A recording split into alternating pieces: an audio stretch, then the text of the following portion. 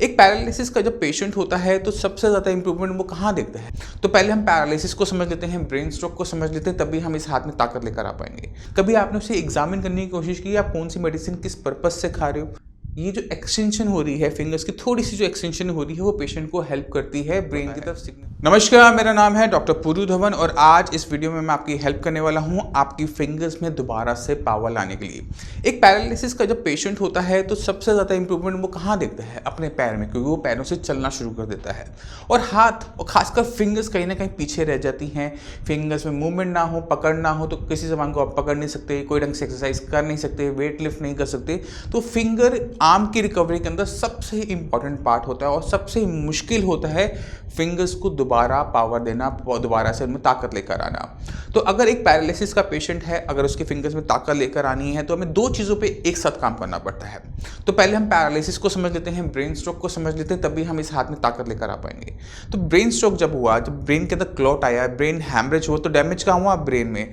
और पेशेंट गलती क्या करता है, पेशेंट को लगता है सिर्फ एक्सरसाइज कर लेने से हाथ में ताकत आ जाएगी, बट ऐसा होता नहीं है। आप हो सकता है कि पैरालिसिस के पेशेंट हो, कई सालों से पेशेंट हो, कई सालों से आप फिजियोथेरेपी एक्सरसाइज करवा रहे हो और आप देख रहे हो कि आपके अंदर इंप्रूवमेंट नहीं आ रही। मैं आपसे दो रीज़न बताता हूँ इंप्रूवमेंट क्यों नहीं आ रही। इंप्रूवमेंट इसलिए नहीं आ रही क्योंकि पहले तो आप ब्रेन पे काम नहीं करें। आपको लग रहा है कि आप हाथ की एक्सरसाइज करके ब्रेन को ठीक कर सकते हो, तो ऐसा नहीं होता। दूसरी चीज़, जो आप मेडिसिन ले रहे हो, कभी आपने उसे एग्जामिन करने की कोशिश की आप कौन सी मेडिसिन किस पर्पज से खा रहे हो।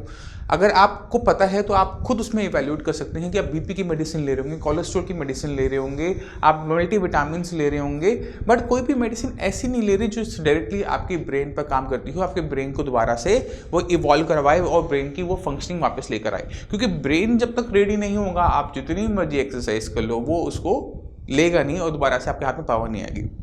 तो आपने ब्रेन पे काम कर लिया साइंस इंजीनियरिंग की हेल्प से। अब उसके बाद जो अगला पार्ट होता है वो है ब्रेन की ट्रेनिंग वाला काम। पहला काम ब्रेन, दूसरा ब्रेन की ट्रेनिंग, क्योंकि जो हिस्से में डैमेज हुआ था दैट इज परमानेंट, वो ठीक नहीं हो सकता।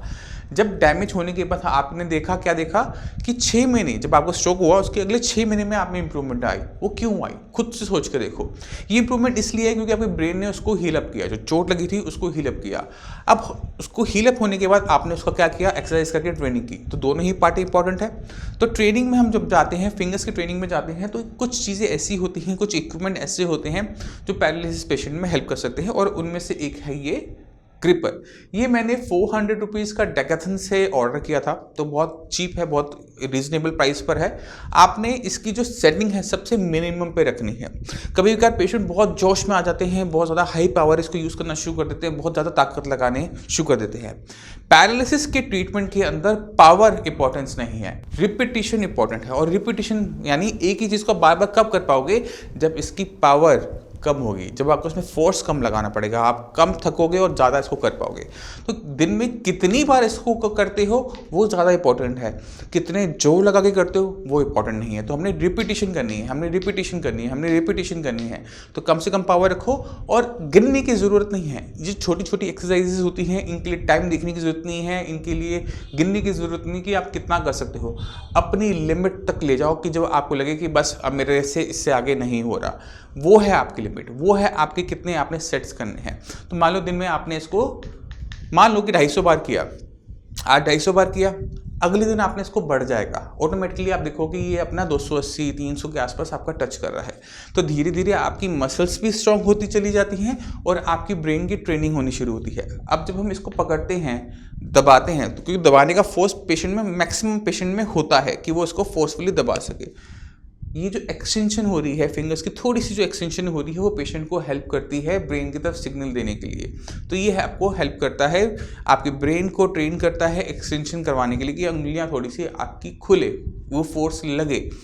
तो हमने क्या करना है, हमने कोई भी ऐसा इक्विपमेंट, आप इसकी जगह स्पॉन्ज बॉल ले सकते हो, कभी बार हमने जेल बॉल के साथ आपको पता है, कुछ भी इक्विपमेंट आप ले लो और उस पर लगे रहो। ये नहीं कि इक्विपमेंट बदलने से आपकी हेल्प हो जाएगी, नहीं। इक्विपमेंट पे कितनी बार अपना आप दम लगाते हो, कितनी बार उस पर वर्क करते हो, उस पर डिपेंड करता है कि आपके ब्रेन में कितनी रिकवरी होगी। तो मैं उम्मीद करता हूँ इस इक्विपमेंट की हेल्प से आप अपने ब्रेन को बेटर तरीके से ट्रेन कर पाओगे, आपकी बेटर तरीके से आपकी फंक्शनिंग वापस आनी शुरू होगी, दोबारा से आपकी फिंगर्स पे कंट्रोल आएगा। तो हमने इसको यूज़ करना है मैक्सिमम टाइम जितना आप कर सकते हो। ये हमेशा याद रखना, दम ज़्यादा नहीं लगाना, दम कम लगाना है और इस मूवमेंट को बार बार करना है। रिपीटिशन ज़्यादा करोगे आपको रिजल्ट ज़्यादा अच्छे मिलेंगे। ये छोटी सी वीडियो थी, आपकी फिंगर्स में हेल्प होगी, आप इसको ज़रूर कीजिएगा। आपके माइंड में कोई भी डाउट हो, कुछ भी पूछना चाहते हो पैरालिसिस से रिलेटेड, तो आप नीचे दिए हुए नंबर पर कॉल करके साइंस इंजीनियरिंग के डॉक्टर से आप फ्री ऑफ कॉस्ट कंसल्टेशन ले सकते हो। आप अपॉइंटमेंट लेके मुझसे भी आकर मिल सकते हो और अपॉइंटमेंट लेने के लिए नीचे दिए नंबर पे ही आपने कॉल करना है। अब मैं इसी के साथ आप सभी से चलने की आगे जाऊँगा। मिलते हैं अगली वीडियो में। अब इसी के साथ मुझे जाने की आज्ञा दीजिए। धन्यवाद।